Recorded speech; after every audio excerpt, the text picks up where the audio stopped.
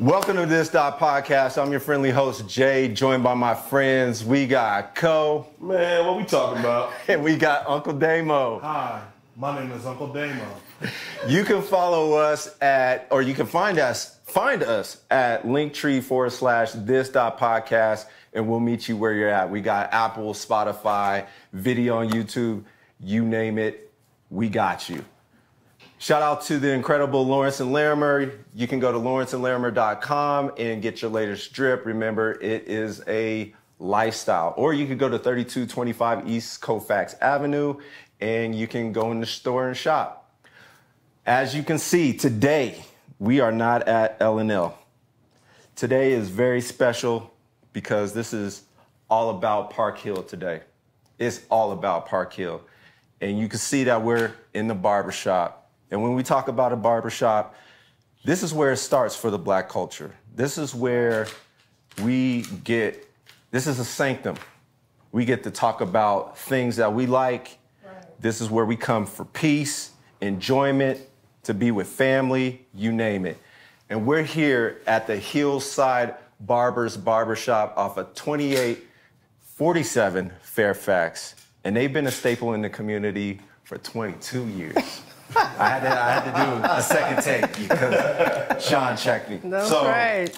We're in Hillside Barbers, and this is a special episode, and let's get right into it. So we have two special guests, and our first guest is the owner of Hillside Barbers, and she is a leader in the community.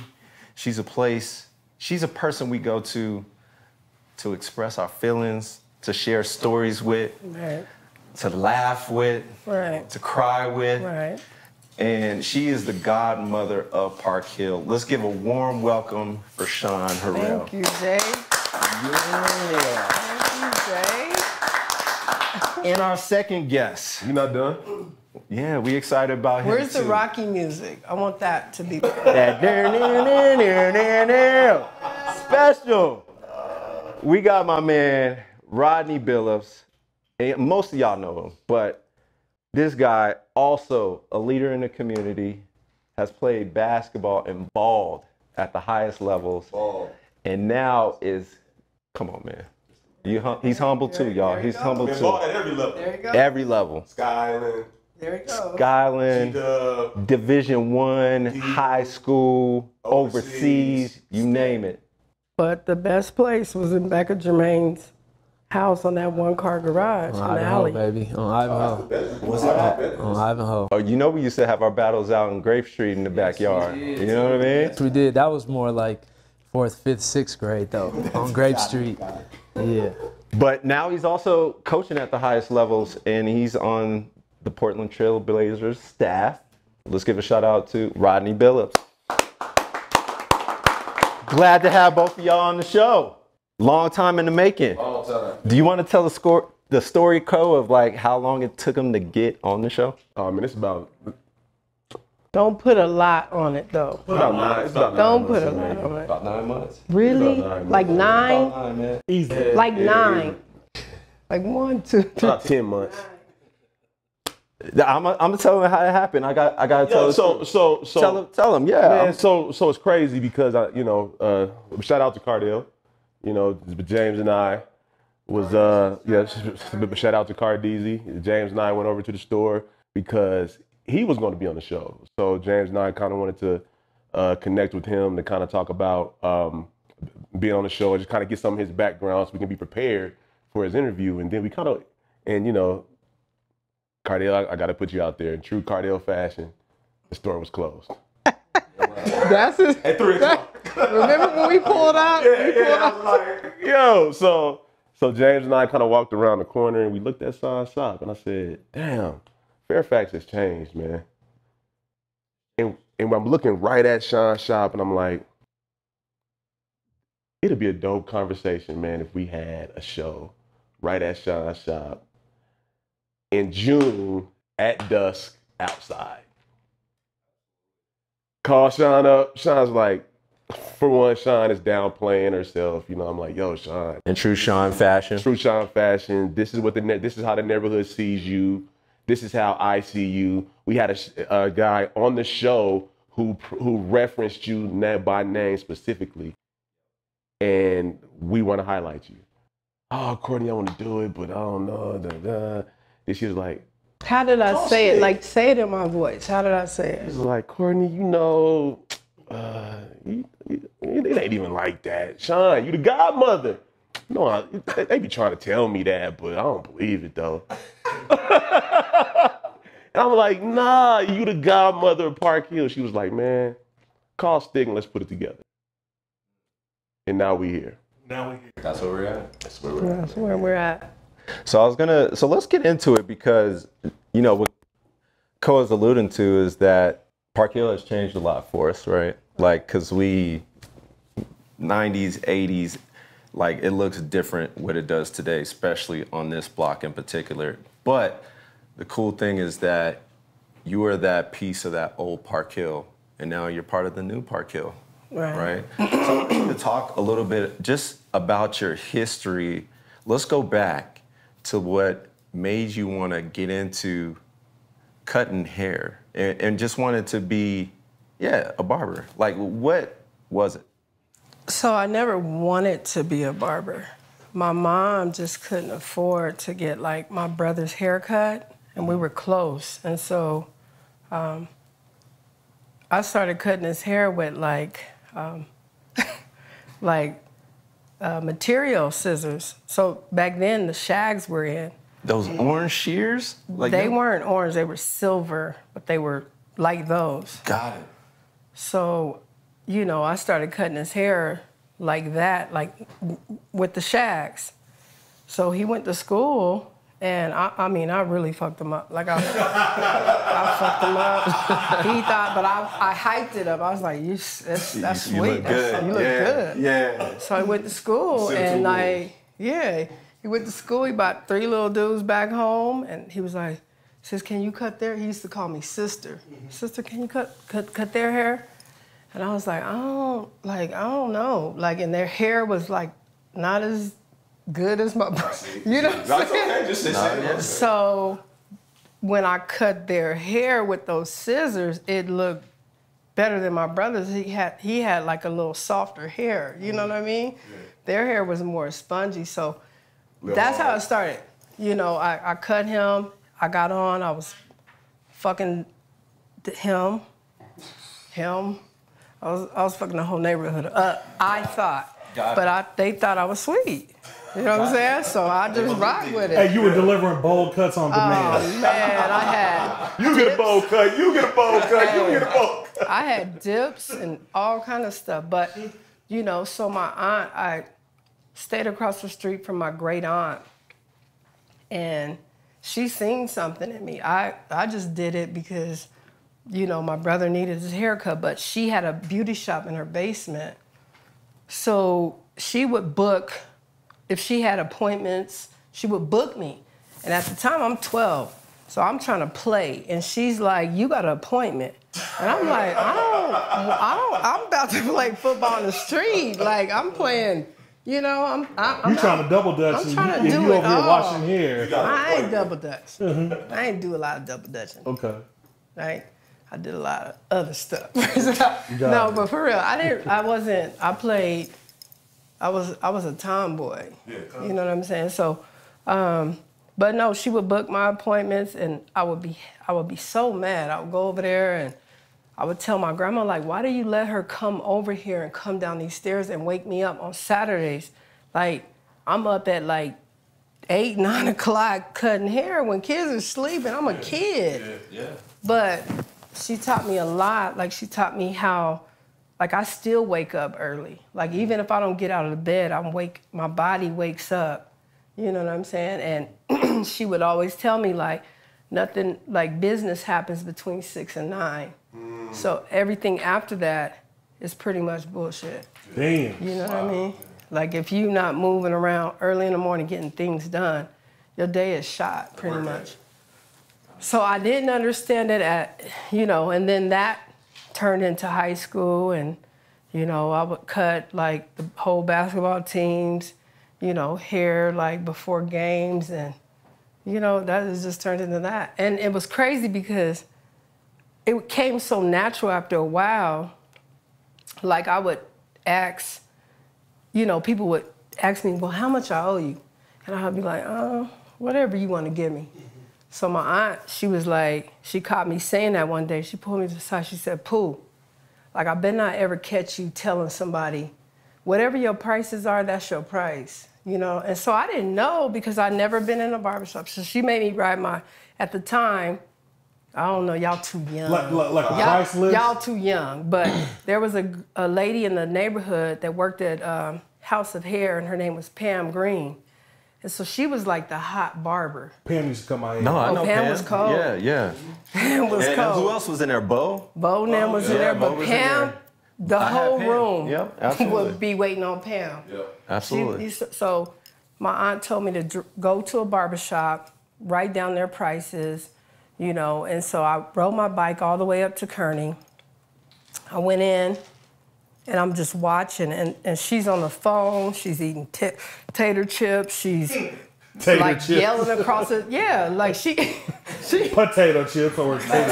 Tater chips. I caught that too, Dan. No, tater chips.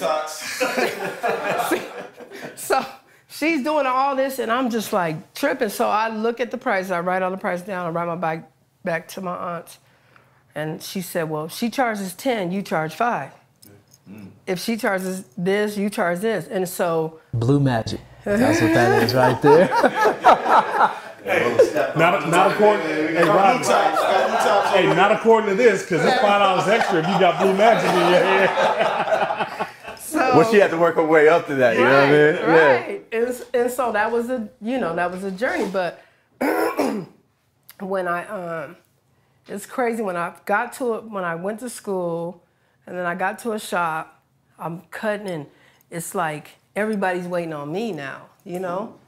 And so one day Pam comes, I don't even know what Pam looked like at this time because I never said, hi, I'm Shawn. Like I just seen her when she was younger. And so this lady walks to the door. I was at Montbello Barbers at the time. And she walks to the door and she, you know, how Pam, Pam, she strolls. No, absolutely. So she strolls in and she's like, I said, can I help you? She was like, yeah, I'm looking for Shawn.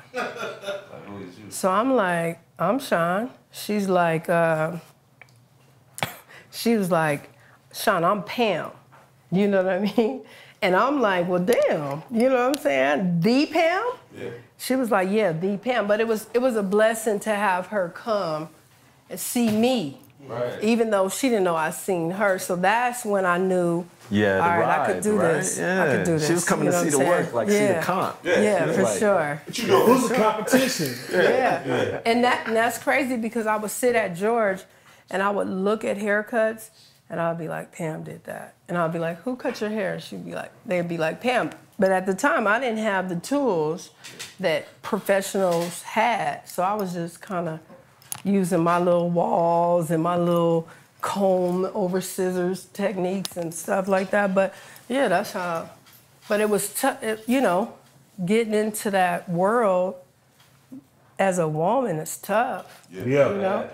That's And let's talk about that a little bit because I think at that time, well, it wasn't foreign or anything like that, but yeah, being a female barber cutting male's hair, like what is that dynamic for you? Oh man, it was fucking tough, dog. Like it was tough. Talk about Was it tough? Yeah, tell us more about how guys So I would like, doing fuck I shit. knew I could cut, right? So I knew in my heart like I could cut, but in a male environment, you know, a cat will wait on the worst barber in the shop before he wait on a woman. Like, you know, it's like, can I help you? He's like, no, I'm waiting on him. And I'm like, damn, you know what I'm saying? Yeah. So I would come home and my grandma would always tell me like you'll be fine, just keep on. And I wanted to quit because I'm like, I know I can cut, but I'm not getting that, you know what I'm saying? And so I kept going. It was tough. I would come home, I ain't cut no heads. It was just tough. And so I remember one day, and this is some funny shit, like Quincy. We got a cousin named Quincy, and he came in the shop to see me, and Quincy got really good hair, and he's dark, but his hair is Q used to have like 2 waves. It was like deep waves. Deep like, waves, freaking deep. It was like just 2 waves. So and then listen, gray hair. so he come in the shop. Drowning in Quincy's wave. But wait. Wave. But here's the deal, though. It Here's was like the he had deal. finger waves, like somebody placed them in there. That's how good they was. But here's the deal. I done cut these waves since I was a kid. Right. But now I'm in front of the shop that's been saying no to me all the time, right? So he come in, I'm like, in my mind, I'm saying, I'm finna give him a cut, like they gonna be mad, like I'm about to tear, kill this, right? So I'm so confident, I'm cutting his hair, and Quincy he got a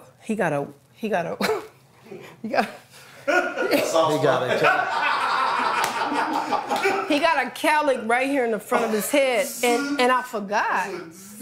So when I went over it, it just turned white because his head was white. Like, and I just started sweating. Like, and Quincy was just sitting there, and I was like, Quince, I done fucked you up, man. And he was like, nah, it's cool. I was like, nah. So I give him the mirror, and but my cousin is so sweet. Like, he was like, Pooh, it's straight. It'll grow back. So I had to white. You remember when I had to white wall Quincy? I had to cut all his hair to the white meat because you couldn't fix that. You know what I'm saying? Probably now I could probably do something with it. But when I was first, that was the end. Like, it was to the meat. Confident. But he didn't even judge me. He kept on coming back, But yeah. So I have a question for you, if you don't mind. You've been a part of, in the barbershop, it's a staple of the community, and you sit down with a lot of individuals, great people, good people, bad people, whatever. Yeah. What are some of your fondest memories that you have here? What do you mean? Give me an example, because I can take you wherever you want to go. Take it wherever you want. Just take it. But what do you? But I'm saying it's not about me. Your Some of your fondest memories here. Oh, well, let's do it from a different angle, because I think that's a great question. Because when I look at this room, you've touched a lot of lives in this room, and you've cut. I used to have hair. You got me on the tail end. We ain't gonna talk about that. But you've shaped up the beard. But everybody in here, you've kind of groomed and kept them fresh and give them that self-esteem. And I know people have come in here with stories, or you've helped them out in situations of maybe not tell something specific, but just tell us what that's like of you having conversations with people while you're, freshening them up. And so it's a lot of different emotions. When you have conversations with young kids and they're fiending for direction, and then they're lost, or and then you give it to them, and then when they leave, you're like, dang, I did that. Mm-hmm. And then 2 weeks later, you hear they were either killed or in prison, you made a move. So my time in that chair, I would pour a lot of my emotions in, and people would listen. But then, like I said, I got letters in the back from the penitentiary and I hate that, of just, hey, you were right. I don't want to be right. You know what I'm saying? Just or then you got kids that you give good advice and they take it and then they soar, But a lot of times when you're in a barbershop, and you have that thing with your barber, it's a lot of personal, I wouldn't say secrets, but there's a lot of personal things that you have to keep. And people don't really understand that. It's like a bartender, right? Man, well, but I think it's because your barber, people confide in you serious with some shit I don't want to hear. I'm like, damn, why'd they tell me that?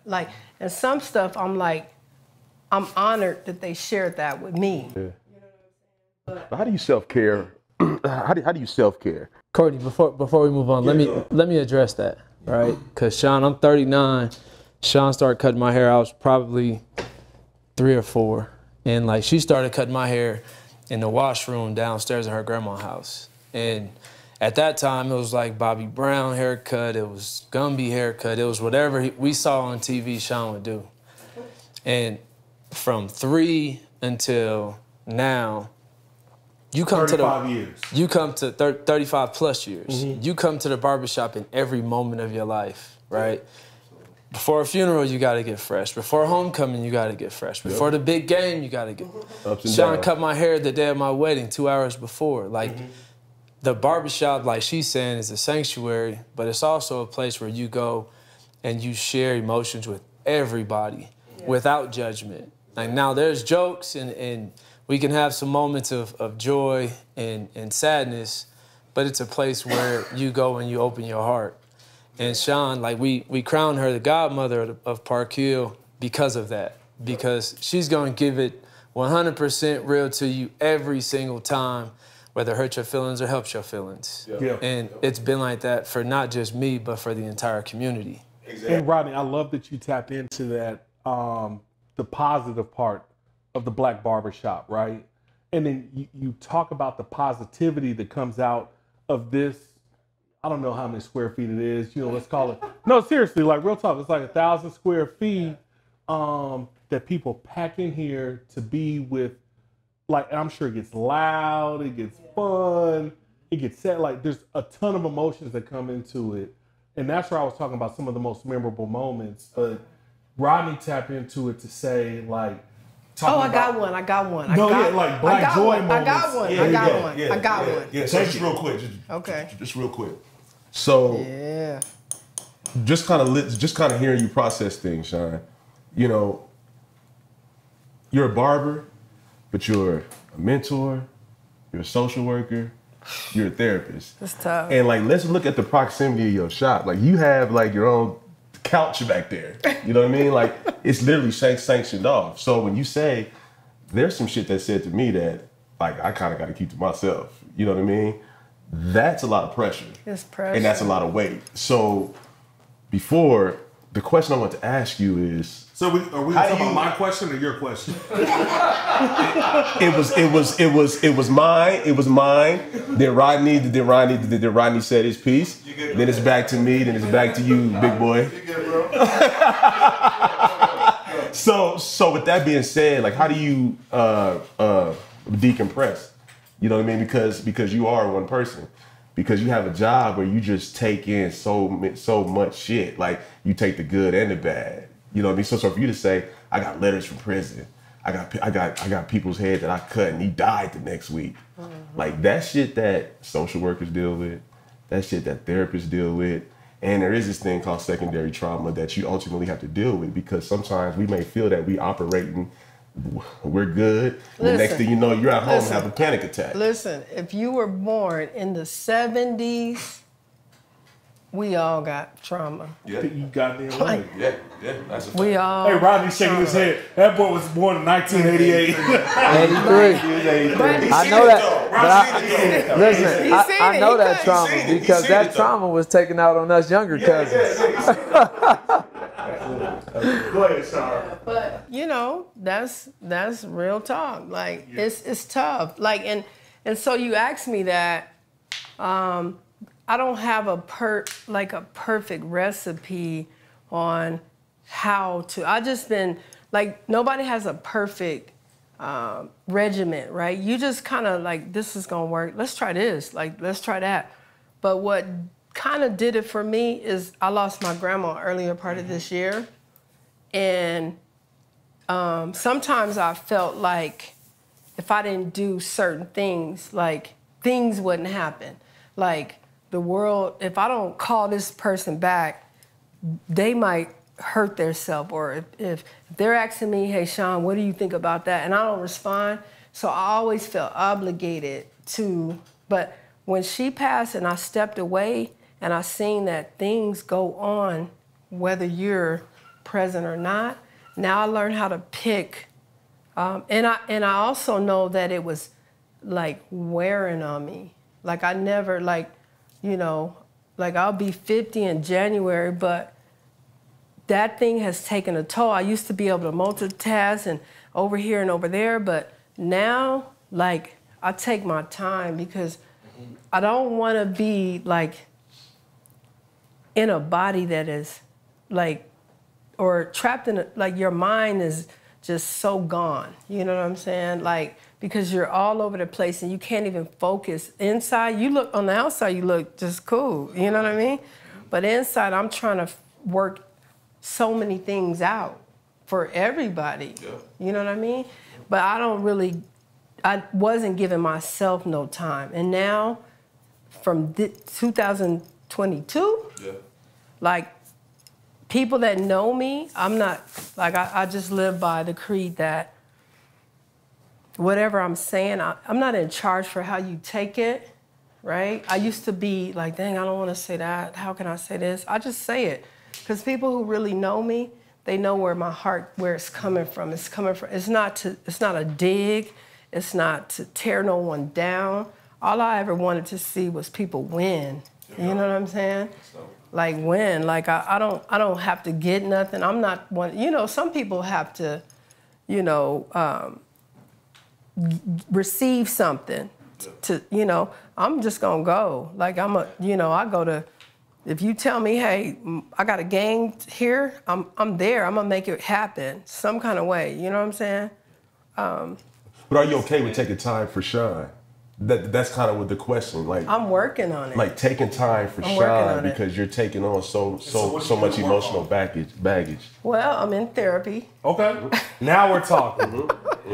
I'm in therapy. I didn't know that I even needed. Like we grew up in a time where it's like stand on whatever. Like you tough. Like it's cool. Like you'll be all right. You be straight. Absolutely. And so like little things like I remember. When I was like, I think I might have been 13, and I went to a concert, and one of my friends got killed at this concert, right? No, it was Big John's party. So when I just had talked to him, a fight broke out. I'm 13, right? Little fight breaks out. The crowd pushes into the foyer of the gym. It was at the Paul Beck Center. And when the doors swang back, it was like 3 hard thuds on the door. When I pushed through and went out, like somebody I was just talking to was, his whole neck was just inside out, right? So I go home to my grandma, which she from Mississippi. She from Money, Mississippi, you know? I go home and I say, Grandma, like, I don't know how to get this out of my head. Like, this is what happened, you know?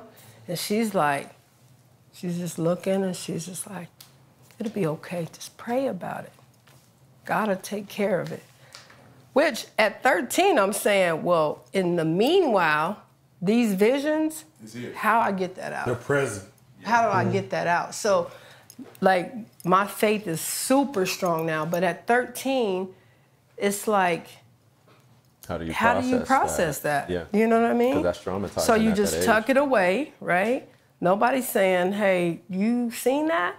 Let me get you over here to this doctor. Like, let me let you get that out, right? And to somebody that can help you with that. Like, that's the Black community. We done been through it. Can we tap into that just real quick? Absolutely. Therapy for Black people. Yeah. It's like forbidden, right? Yeah. I see a therapist. I ain't gonna lie, like, I see a therapist. I talk. No, that's Me dope. too. Yeah. I saw one today. Yeah. There you go. Yeah. Thank you. But what do you get out of it? Not only is it therapy, but it's a release. Mm-hmm. Like, I can talk about things that I never would have ever shared with anybody. Mm-hmm. And I could talk about my fears. I could talk about my successes. I could talk about anything, and it's unjudged. And the days that I go when there's nothing wrong is the days that I get the most out of it. Mm-hmm. And a lot of people in our community don't understand that. Like it ain't gotta be bad on your face for you to get help. Yeah. And you go in there and they like just that. talk, right? I like that. Like they ask you questions, like very specific The questions. right questions. The right questions. A good therapist will ask you the right questions, and it'll unpack shit that you've never even imagined existed. It was the best thing I could have ever did for my. Now, when you say like that in 2020, that was the best thing I ever done for myself. Like an investment for yourself. Yes, and it's crazy when I started feeling like, dang, all these things, you know, I deal with my stress, I get busier. Like I tap in over here and I'm over here, so those things go to the back, right? So I'm not really thinking about them. But when COVID hit and I couldn't go nowhere and get busy, I'm It's with you. They're like this, hey, you remember me? Absolutely. You remember me? Yeah. And I'm like, oh, snap. You gotta like, deal with you. You know what I'm But saying? you got time. But you got time to sit down with you now. No, absolutely. So Hey, and that's a great point, I Sal. think that's a hard thing for African Americans to be vulnerable, like because we come up and you know we bag on each other, like That's we just talk. fun, though. It's super fun. I'm super fun, but you couldn't be like, hey, you couldn't be like. Some hey, of us Sal, take it better than others. You but, couldn't, yeah, some of us take it better than others. You couldn't tell Jay that hurt my feelings. His Damien's true. No, you couldn't. Hell no, you Hey, when couldn't. David come to the tip of that chair, oh, he hurt. He hurt. And then like you try to follow up with him, he's like, nah, I just water on the bridge. Nah, nigga, you hurt. But no, I think that's a good point that you brought up. Is like you can't tell somebody that it hurts your feelings. No, you know? you couldn't. I think you can today now. more, but back when we were growing up, the older I get, you the couldn't more do that. sensitive I get. Yeah.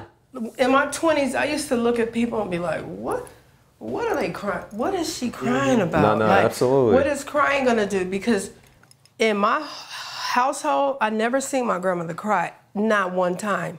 And she was 93 when she died, not one time. Right. And so I didn't know that you associated tears with tough times. It's like, okay, this is what it is. Let's get it done. Or you know release. What I'm saying? Or release. Or release. But Yeah. I don't want to be that tough where, you know what I'm saying? Where I don't want, that's too much pressure. Yeah, because You know when what I'm you saying? cry, she probably wouldn't cry because it would be a form of weakness, right? And it But was she like, told me, she was like, just because y'all y'all don't see me cry doesn't mean I don't cry. Yeah. Like, I don't need an audience, right? And then, like, I tell guys in here, I'm like, listen, if it hurts, if you stub your toe, you go, oh, instead of being like, ah, damn. You know what I'm saying? Yeah, no. Like, you do that, so if it hurts, like, it's nothing wrong with crying, just don't cry so long. Don't let me come back down. You can't be doing too much crying. You saw how she put it back. Hey, like, Yo, fam, it's been 5 minutes, yo. Yeah, don't do So on to the that. next thing. I'm gonna be brother. straight up. If I stub my toe, you know, you get up and go to the bathroom in the middle of the night. If I stub my toe on the side of the bed, I'm crying. That's what I'm saying. That shit hurts. You gotta look to see if it's still Hey, that on thing there. feel like it's broken. I'm gonna ask you, halfway could you asleep. tell if you stubbed your toe? Oh, Damn. Because it looked like your feet are like permanently stubbed. Stop, man. No, I mean, we're in the barbershop. I'm joking, man. I'm joking. That was cold. No, I'm messing. I think, but the key word that I hear from you too is, especially when you're in a place like this, no judgment. And I think it's dope to hear that from both of you because you, for one, are a leader, both leaders in the community. You have a different, it comes from a different angle from you because you have to coach men, right? And you're like inspiring and doing other things. And I'm sure in that, there's something that comes with that. For you, it's like you're dealing with people constantly, and like, all the up time. and down. I might start at 8:45 with somebody that's full of energy. The next haircut, they're just down. The next haircut, they're like all over the place. That so like when I would go home, I would have to tell my husband sometimes like, it's not about you. Like mental stress is tough. So you carrying that this person lost their child. Yes. I'm going home to my babies. Yes. You know what I'm saying? Shawn, I relate. I have to like bring it down. Yep. And then be a mom or a wife. Yep. But it takes me a minute. You know what I'm saying? Shawn, that's why I asked you that specific question, because I can relate. Because you and I are both in the business of people, and a wide range of people, from poverty all the way to six figures, multi-millionaire. Like, as a barber, you deal with every walk of life. It's not like you deal with this small microcosm of people. You know what I mean? And, you know, and in social work, that's how it is. Yeah. And that's how it is. Like, I could be talking to one person one day, like I could be talking to one person 1 minute, and they're upbeat, and then I could be talking to another person about the worst shit that I've ever heard that's happened. And internalizing that, right? And then being able to leave at 4:30, 5 o'clock, turn that off, and then deal with my family. Yes. That's the same thing that you do as a barber. Yes. You deal with a wide range of people. Like, hey, this person's up here, this person's over here. Then the next client comes in and says, the boy I just cut yesterday just shot himself in the head. Yeah. And then now you come home to your family and have to like cut all that off and then now be present for them. Yeah. And the fact that you said that you go to therapy, that's what I was trying to hear. Yeah. And I'm so glad that you're in therapy and that you brought yourself to a point to say, look, I matter too. My sanity matters. Yes. And I didn't even know. Like, I didn't even know that I was suffering. I was just doing what I've been, you know, doing for a long time. That's secondary trauma. Yeah. Yeah, and so we understand that trauma comes in the barbershop, for real. But there's some outstanding moments. Okay. I got one. Let's go. Like, let's talk about funny moments in the barbershop. We're in here playing. So this is my cousin Corey. And I have a story for you, Corey too. Thomas. Hey, is this one of these Boo Ray games? No. All right. So Corey Thomas, I keep telling, like, he would get these tickets out. The street sweeping would come, and he would just, I don't care about that. I don't care about this. I'm like, Corey, like, you got to pay these tickets. Like, that, they don't just write these tickets for you to. So he's in here, and we're all in here, and the boot man pulls up. And Corey, he cares in. did you have on your I think he had on the cape.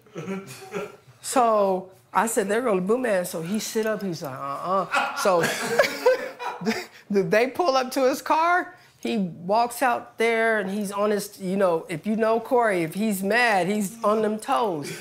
So the boot man is like, you better not. He's looking at him like, you better not. And so Corey keeps walking, and this dude jumps in the car. The guy had the boot like almost on. Yeah, he just took off. So our alley used to be dirt, right? So I was like, you know me, I'm scary. So I was like, ooh. And so the boot man turns around, he chases him. So you could just hear, boom. You know what I'm saying? So then they hit this alley, and it was smoke, like rocks, you know, all kinds of shit. So then there was a gas station that was here next door to the barbershop. And then the boot man can't touch it because it's private property.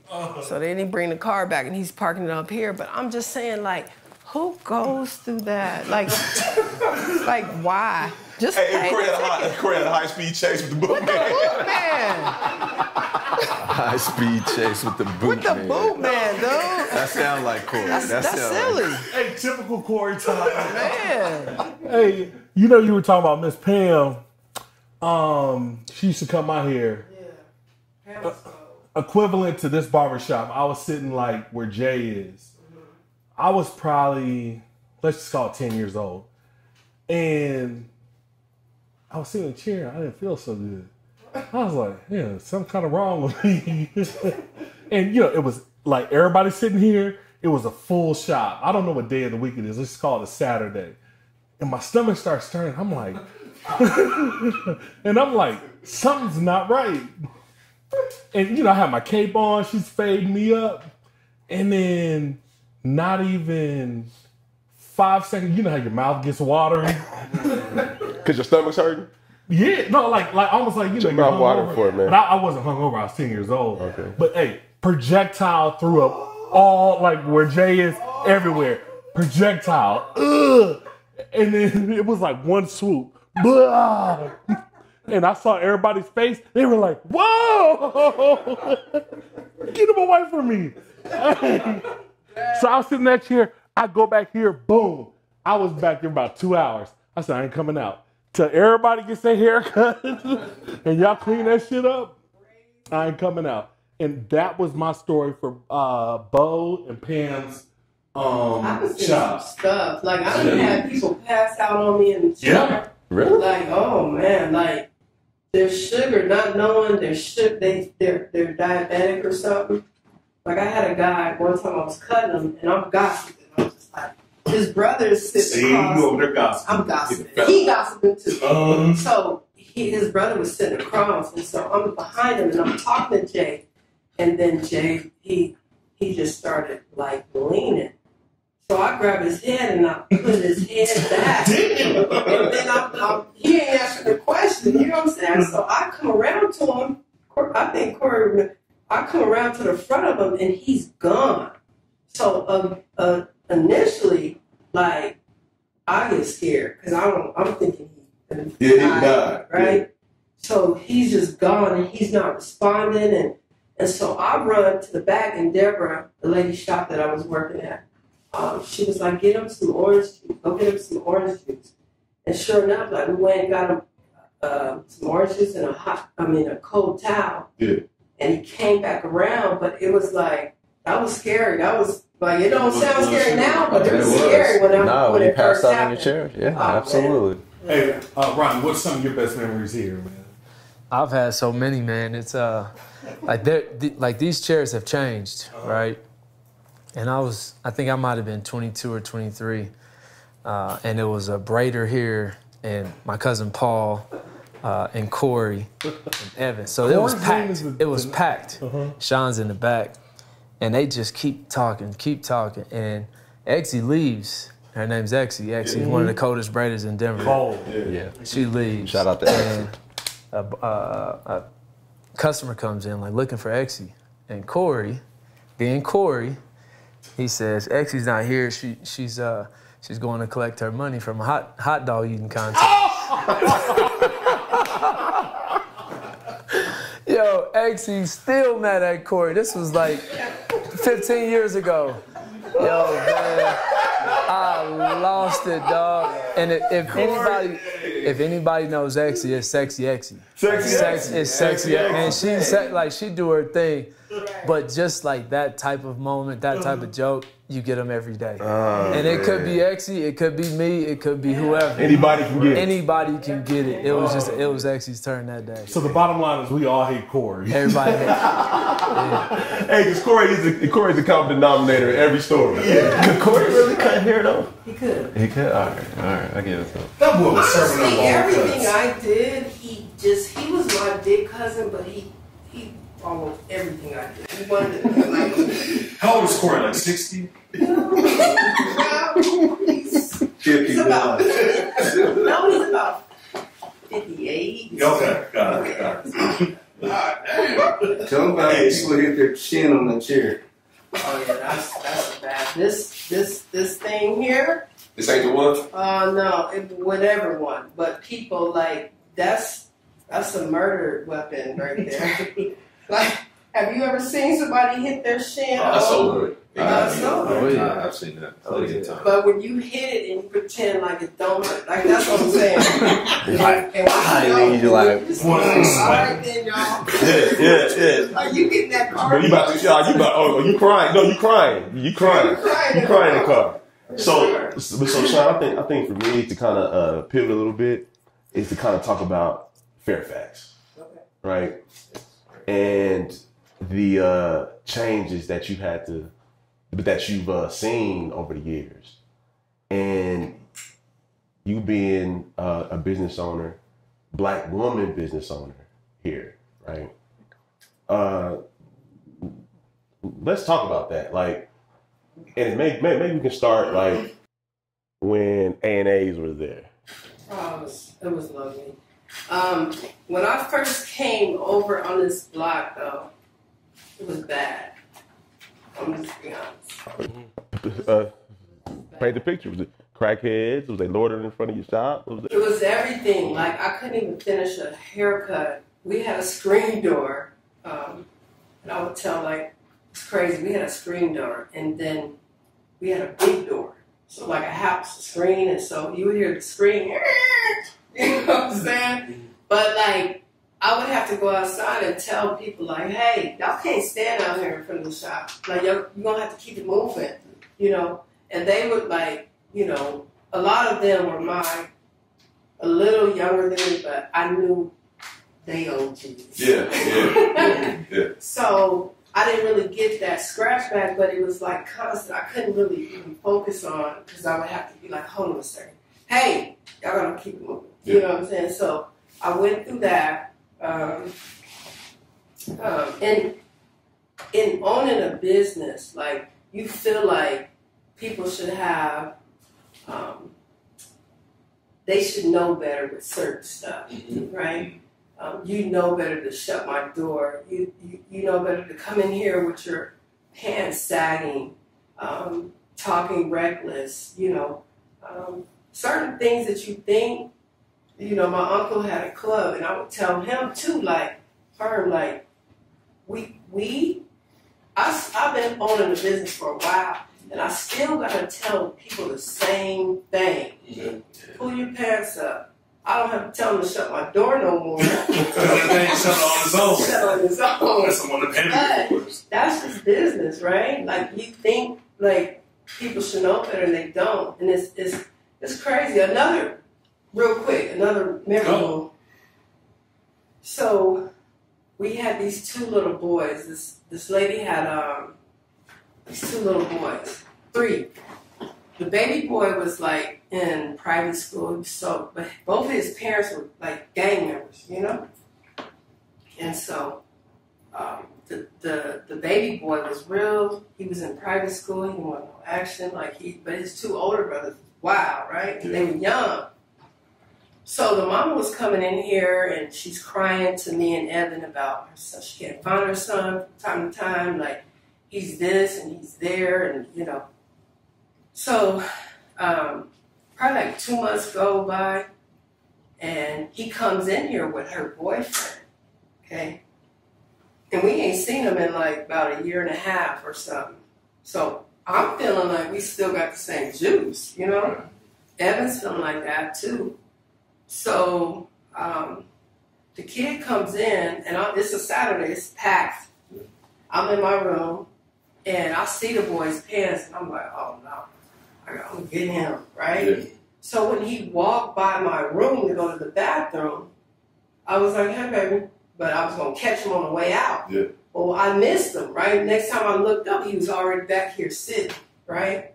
So I'm like, dang, I'm talking back there. I'm trying to, like stay off of this and stay in my little cubicle. Yeah. So the next thing I know, Evan's cutting a little baby boy, and he gets done with him, but Evan had told me, he had told the little boy like 4 or 5 times, like, hey man, pull your pants up. So the little dude was like, you know, and Evan been cutting this little kid since he was little, you know? So he finished cutting the boy, and the dad gets up.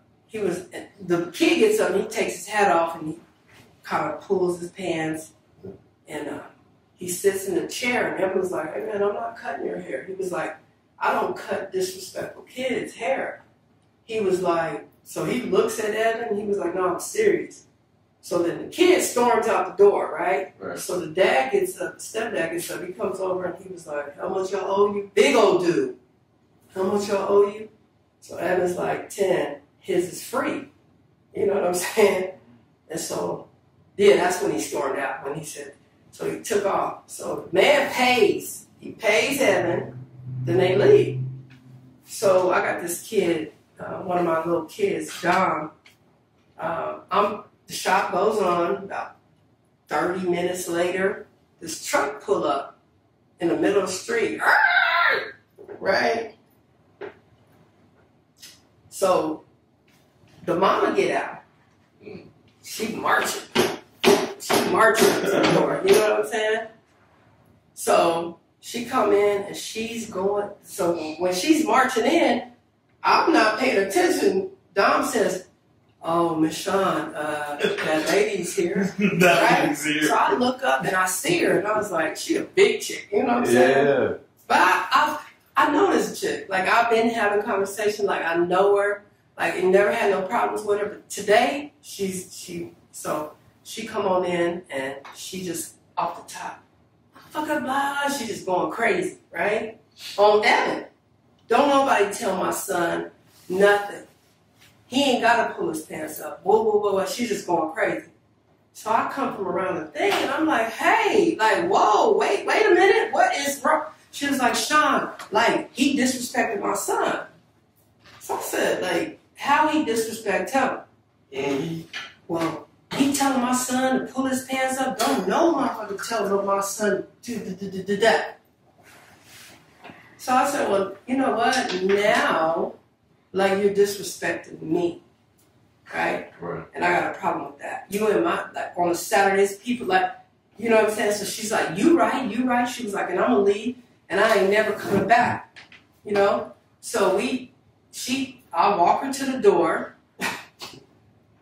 When I walk her out the door to open the door to let her out, her dude steps in the door and was like, hey, Evan, you know that's my wife. Now, you don't brought your wife around. I wish my husband, Right. I don't care how mad, if my husband bring me back to jump in a man's face, I'm quitting. Yeah, that's crazy. I'm quitting.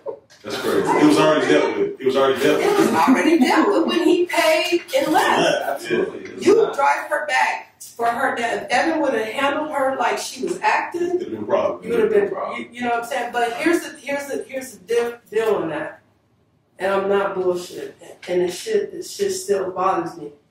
Like, 2-3 weeks later, this kid is stealing cars in the morning time, right?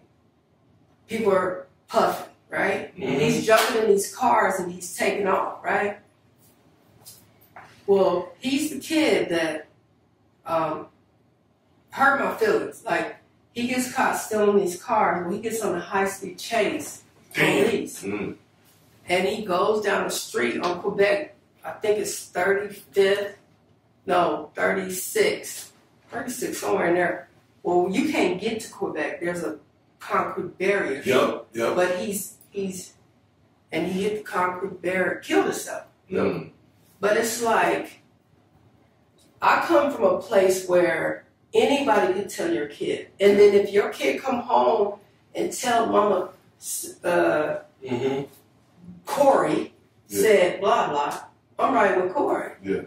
Because Corey should be able, if he see you somewhere acting a fool, I tell him, kid. It was a village. I tell him. I tell That's him, how it used to be. I don't need no more friends. No. Because if I don't, then like a lot of people turn their head, like I'm passionate about these kids, especially black males. Yep. You know what I'm saying? I'm super passionate about them because they don't know who they are. Yeah. You know what I'm saying? And if we don't tell them, and a lot of us that walk, we turn our head, we look at him. We won't, and then you can address these kids like, hey, you can't do them like that. You can't be a coach. I never, you can't be a coach. No, I ain't trying to talk shit. No, I'm like, for real. You can't be a coach hurt. Oh no, like as far as Like your approach. Like the approach was, They're so or else. Yeah. Or else. They're so sensitive now. Like you kind of, I've never had, and I've dealt with, and I'm not just tooting my horn. I done dealt with murderers. I done dealt with senators. I done dealt with mayors. The whole like I spectrum. done dealt with all kind of professional ball players, football players. Like I've had them all. You know what I'm saying? But with the babies, I've never had a kid. Cause see, I don't front a kid. Like, I'll bring that kid to that back room and these kids around here in Park Hill know about that back room. And I'm like, I don't never get pushed back because they're lost. Yeah. They're lost, and all they need is for somebody to care. Like, but they just wilding right now. That's why you're the godmother. Yes, and that's you know what, and that's what I told her in the conversation we had prior to the show. Absolutely. To get Shawn, like yo.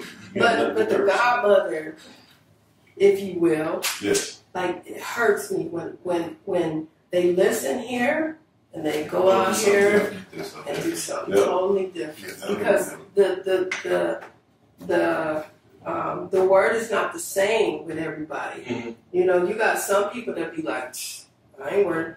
It ain't my kids. Have you come to terms with that though? To understand, like, yo, the amount of kids that I brought in my back room, I'm not gonna save them all. I have. I can answer that, and no, she has not. No, you haven't. No, you haven't. No, because and we talked about this. There be conversations where Shawn called me and she be livid, like she be mad about whatever the case is. It might be she had a conversation with somebody that came in the shop, and it might have been a conversation about me, and she went crazy. And I'm telling Shawn, nah, it don't matter. Like I'm not gonna overreact. I don't want you to overreact because that's your karma. When you overreact, let that man deal with his stuff. Like he got something bad coming to him for the bad that he's putting into the universe. Yeah. Don't even bother with it. So no, and I'll be the answer is no. Listen, I'll be so mad, Jay. Why? Because I want him to be like, what? But tell me more. He said this way. That's true. I ain't even into that. But here's the deal, though. I talk that, but I need that. You know what I'm saying? Like, so I'll tell him, I'll be mad at him in the moment, but I'll call him and I'll tell him, you know what? I love you. I needed that.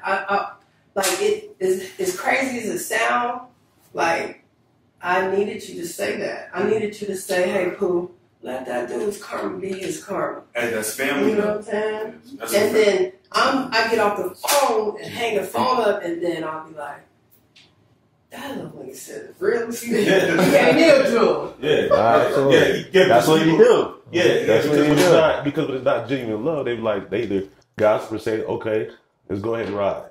Yeah.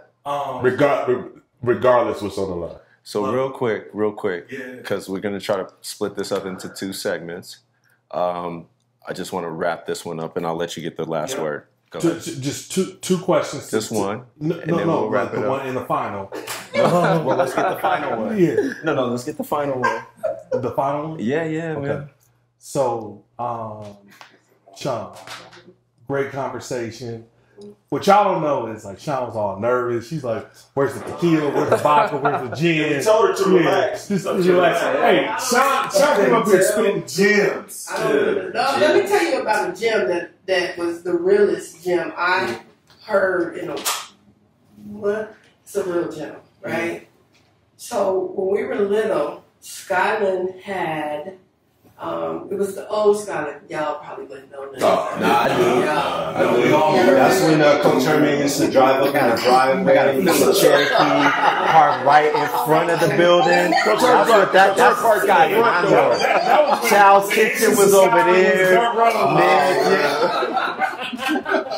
got a feeling clerk coming up. Man, when we were kids, we thought.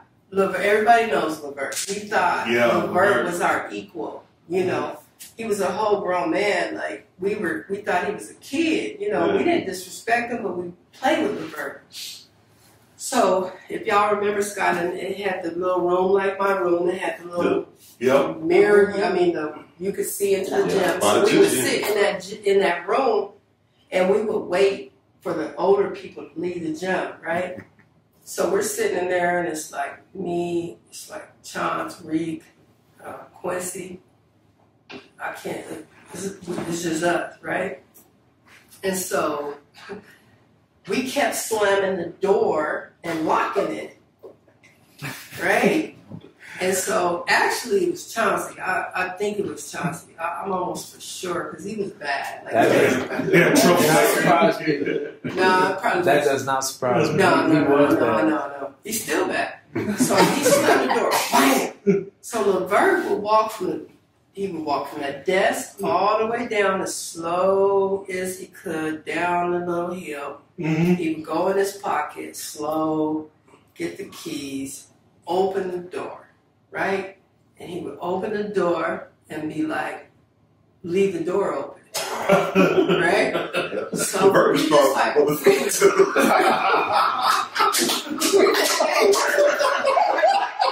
did this shit like 4 times, right? On the 4th time, he didn't move no faster. He didn't get the keys faster.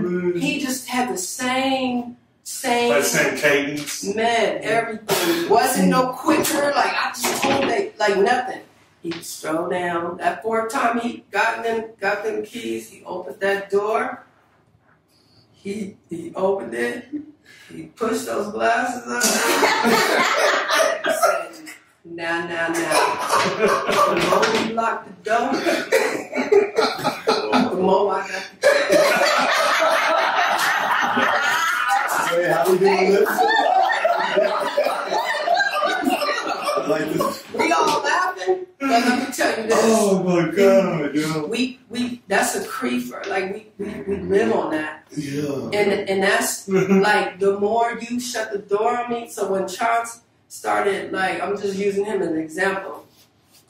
When he started bouncing around in the league, I'm saying, nigga, listen, it don't fucking matter. You know what I mean?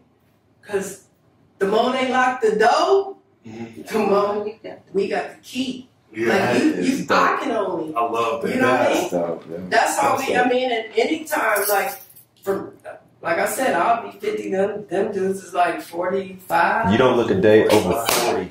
I'm telling you, you look good. For real. For real. Hey, I'm just Take it. saying. Hey, Rob, tell him. She looking good. Hey, so as we close it out, we always like to ask this question.